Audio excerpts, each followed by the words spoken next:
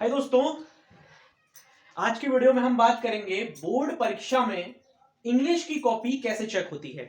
इससे पहले मैंने वीडियो बनाया था बोर्ड परीक्षा में हिंदी की कॉपी कैसे चेक होती है। एकदम ऑथेंटिक तरीका बताया था, एकदम प्रैक्टिकल अप्रोच बताई थी और जो टीचर सच में जो अप्रोच फॉलो करते हैं वो तरीका बताया था। यही सेम चीज आज मैं इंग्लिश के साथ करने वाला हूं। बोर्ड परीक्षा में इंग्लिश की कॉपी कैसे चेक होती है ये आपको स्टेप बाय स्टेप बताने वाला हूं। बस आपसे सिर्फ एक ही रिक्वेस्ट है कि इस वीडियो को आपके एग्जाम से पहले देख लेना, ठीक है। चलिए स्टार्ट करते हैं, ठीक है। पहली गलती, मैं डायरेक्ट वीडियो स्टार्ट कर रहा हूं, अब आप पॉइंट लिखते जाना है ना। एक पेन पेपर लेके बैठ जाओ या इंग्लिश का आपके पास कोई बुक हो या जिससे आप नोट्स बनाए हो उसी में लिख लो ये वाली बातें, है ना। बहुत इंपॉर्टेंट है। देखो इंग्लिश में मेरे नंबर भी कम आए हैं 10th में भी और 12th में भी, तो याद रखना ये गलती जो जो गलतियां मैंने की है ना, आज मुझे रियलाइज हो रहा था जब मैंने चीजें देखी ना। कुछ टीचर यूट्यूब पे बता रहे थे, कुछ टीचर्स न्यूज़पेपर्स में कटिंग कुछ थी कि हम किस तरीके से इंग्लिश की कॉपी चेक करते हैं। तब मुझे रियलाइज हुआ कि यार यस, मैंने गलतियां की थी, इसलिए मेरे नंबर कम आए। क्योंकि हम अक्सर बोलते हैं कि यार मैं तो पूरा लिख के आया था, मैं पूरा पेपर अटेम्प्ट करके आया था, फिर मेरे नंबर इतने कम क्यों आए। तो ये वही कारण मैं आज आपको बताने वाला हूं, ठीक है ना। चलिए अब सुनो। देखो हमारी गलती कहां होती है और कहां हमारे मार्क्स कट जाते हैं और क्यों हमको फिर ये बोलना पड़ता है कि मैं तो पूरा करके आया था पर मेरे मार्क्स काट लिए गए। सुनो ध्यान से। स्पेलिंग गलत, स्पेलिंग गलत, जी हाँ, ये पहली गलती है। याद रखना, जब भी आप इंग्लिश में कोई आंसर याद कर रहे हो तो इसका बात का खास ख्याल रखना कि आप स्पेलिंग, उनकी स्पेलिंग में गलती ना करो। 10th के बच्चे 12th के बच्चे गलती कर जाते हैं, स्पेशली हिंदी मीडियम स्टूडेंट, क्योंकि उनको लिखने में लिखने की आदत होती है। जैसे हिंदी मीडियम कोई स्टूडेंट है, अब वो कॉमर्स का है फॉर एग्जाम्पल, तो वो बिजनेस, इकोनॉमिक्स और अकाउंट्स वो सब उसने हिंदी में किया है, करेक्ट ना।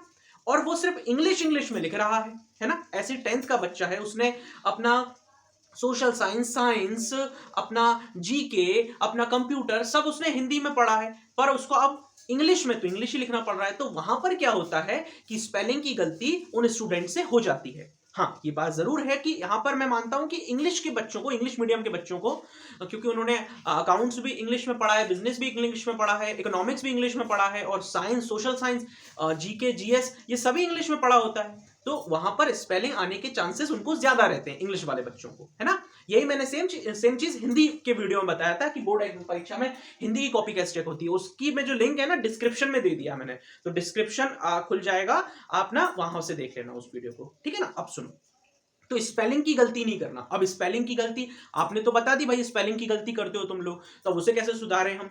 तो स्पेलिंग की गलती सुधारने का सिर्फ एकमात्र तरीका है, जो आपने अभी तक आंसर्स याद किए हैं, एक बार फिर से, जो आपने अभी तक आंसर्स याद किए हैं उन्हीं की स्पेलिंग दोहरा दोहरा कर देखो। जब आप कोई आंसर को याद करते हो ना कि what is the name of Himanshu academy, Himanshu academy का नाम क्या है, तो आप उसको इंग्लिश में आप मान के चलिए इस एकेडमी का नाम है Himanshu Parashar coaching classes, Himanshu Parashar cricket club.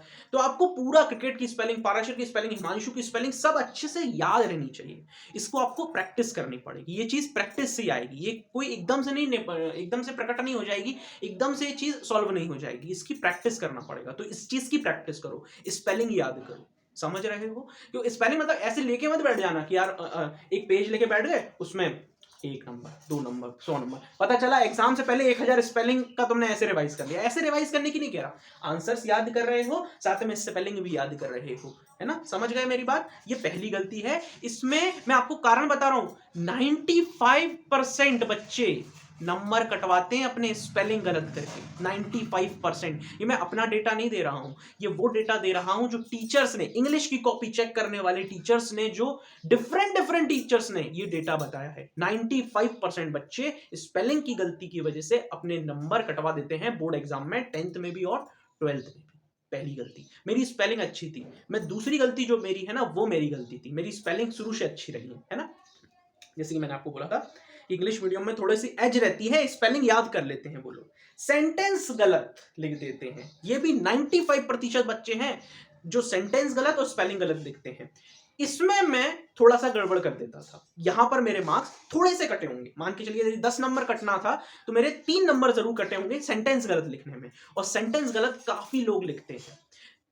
Sentence अब गलत करने से बचें कैसे, क्योंकि ये तो मैंने कारण बता दिया आपको। पहली गलती बताई स्पेलिंग लिखते जाना, दूसरी गलती सेंटेंस गलत लिखते, तो इसका तरीका बताओ। आपने स्पेलिंग का तरीका बता दिया हमको, अब सेंटेंस गलत कैसे हम सही करें, सेंटेंस को गलत नहीं लिखें वहां पे, कैसे करें। तो इसमें क्या आपको करना पड़ेगा, याद करना पड़ेगा। जी हाँ, आपको याद करना पड़ेगा, रटना पड़ेगा। समझ रहे हो क्यों मैं बोल रहा हूं ये वाली बात, क्योंकि आप के मान के चलो आपका 2 दिन बाद एग्जाम है, तो आप अपना sentence structure, subject, verb, agreement एक दिन में अच्छा नहीं कर पाओगे। अगर आपकी ग्रामर अच्छी है तो आपसे ये गलती तो सेंटेंस स्ट्रक्चर की होनी ही नहीं चाहिए, ये तो पहली बात हो गई। अब आपका यदि सेंटेंस गलत हो रहा है, मतलब आपका सब्जेक्ट, वर्ब, एग्रीमेंट, सेंटेंस जो स्ट्रक्चर है वो आपका गड़बड़ा रहा है, मतलब आपकी ग्रामर गड़बड़ है।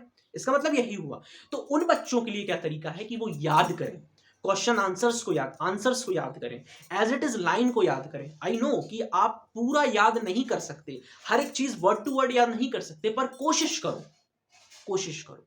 समझ लो, आप समरी समझ लो, पर याद करने की भी कोशिश करो। यही तरीका है सेंटेंस गलत करने से बचने का, एक आध 2 दिन में। वैसे तो आपके पास यदि 1 साल और ये वीडियो मैं बता दूं, ये वीडियो 10 साल बाद भी अगर कोई देखेगा ना, 10 साल बाद भी, तो उसके लिए भी उतनी फायदेमंद रहेगी, क्योंकि ये इंग्लिश की कॉपी चेक करने का तरीका नहीं बदलेगा, याद रखना इस बात, है ना। आगे बढ़ते हैं। तो ये मैंने आपको 2 तरीके बता, 2 गलतियां बता दी, उनके तरीके बता दी, उनको कैसे रिजॉल्व करना है हमको, है ना। और 90 to 95% बच्चे इन्हीं 2 चीजों में सबसे ज्यादा गलती करते हैं। पहली गलती स्पेलिंग, और सेकंड गलती सेंटेंस गलत लिखते हैं, है ना। अब मैं थर्ड गलती पे जाता हूं।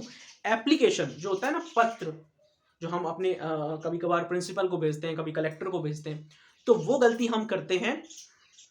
फॉर्मेट हमारा सही नहीं रहता, या फॉर्मेट हमारा पुराना होता है, ठीक है। मैं आपको एक नई वीडियो दे दूंगा एप्लीकेशन के फॉर्मेट की, डिस्क्रिप्शन में ही दे दूंगा मैं, तो आप एप्लीकेशन का फॉर्मेट देख लेना। उसमें मैंने एकदम एक्यूरेट जो नया फॉर्मेट है वही बताया है एप्लीकेशन का। तो एप्लीकेशन का फॉर्मेट यदि सही रहेगा तो आपको मार्क्स भी पूरे मिलते हैं, है ना।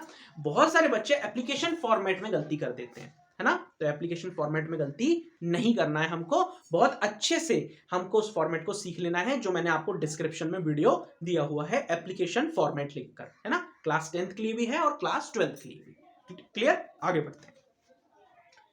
फोर्थ चीज है ग्रामर। देखो, ग्रामर एक दिन में नहीं आ सकती। मान के चलिए आपका 2 दिन बाद पेपर है, और आप आज ही अपना सब कुछ, अपना subject, verb, agreement, tense, noun, adjective, adverb और आर्टिकल और ये सारी चीजें आप एक दिन में नहीं कर सकते, है ना। 2 दिन में नहीं कर सकते, 3 दिन में भी नहीं कर सकते, 1 महीने में भी नहीं कर सकते। ये प्रैक्टिस के साथ आती हैं सारी चीजें, है ना। बहुत सारे बच्चे नरेशन में अटक जाते हैं, नरेशन में सेंटेंस कुछ और बना जाते हैं, हो जाता है। तो ऐसे सेंटेंस को कैसे टैकल करना है आपको, ऐसे सेंटेंस मतलब ऐसी चीजों को, मतलब जैसे ग्रामर की गलतियां जो होती हैं उनको कैसे टैकल करना है आपको, उनको टैकल करना है आपको। या तो उनको अपन को स्ट्रेट फॉरवर्ड छोड़ देना है एग्जाम में और बाकी एग्जाम की तैयारी करनी है।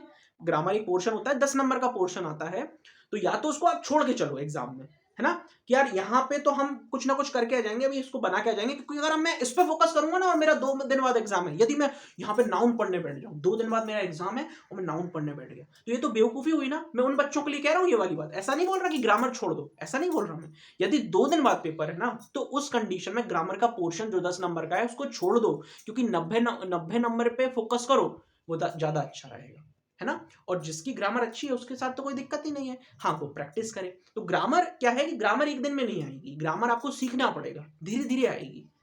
डबल इन्वर्टेड कॉमा लगाना, सिंगल इन्वर्टेड कॉमा लगाना, फुल स्टॉप लगाना, कॉमा लगाना, ये सब आपको सीखना पड़ेगा, ये प्रैक्टिस के साथ आएगा, ये एक दिन में नहीं आ जाएगा। समझ रहे हैं आप मेरी बात को, है ना।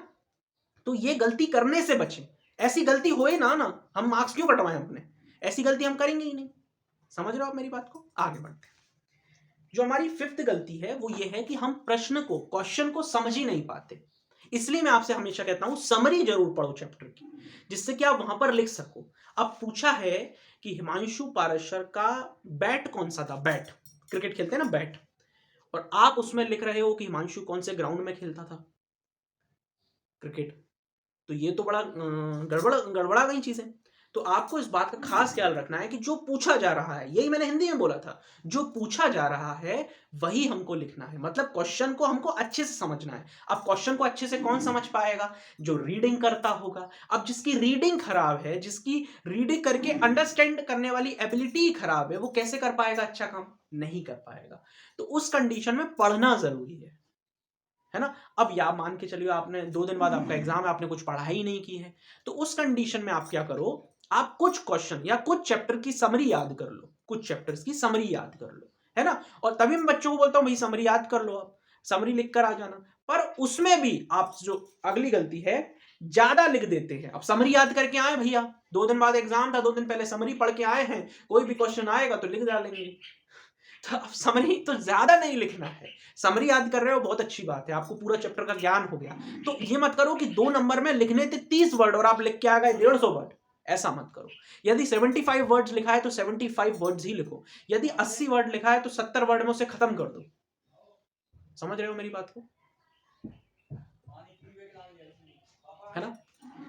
तो हम मिलेंगे अब हम नेक्स्ट वीडियो में, तब तक के लिए आप वीडियो को लाइक करो, चैनल को सब्सक्राइब करके रखो, ठीक है। ये सारी गलतियों का ध्यान रखना और ऐसी गलती से भी मत करना और आपका एग्जाम बहुत अच्छा होगा। ये वीडियो आप सभी के साथ शेयर करें, अपने दोस्तों के साथ, अपनी भाई बहनों के साथ, क्योंकि ये सभी के लिए काफी ज्यादा इंपॉर्टेंट रहेगा। Thank you.